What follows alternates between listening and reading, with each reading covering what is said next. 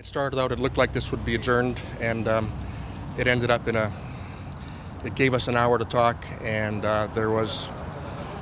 we were informed that they would enter a plea. It's something that we had talked about previously, and everything happened very quickly. There was a path to first degree. It wasn't a dead certain path, but there was a path that met the test for prosecution. There were risks, and we felt this was a compromise we could live with, and that's why we took the plea to second degree. He's going to be sentenced to a life sentence for 2 murders.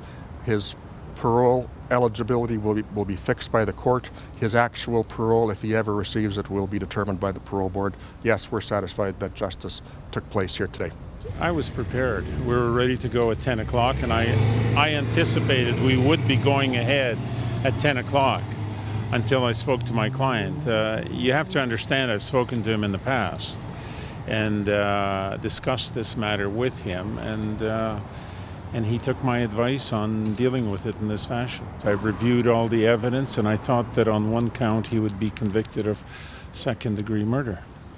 On the other count, I thought there was a strong possibility, in light of the similar fact evidence, that the Crown was intending to call. So I made a call to do that.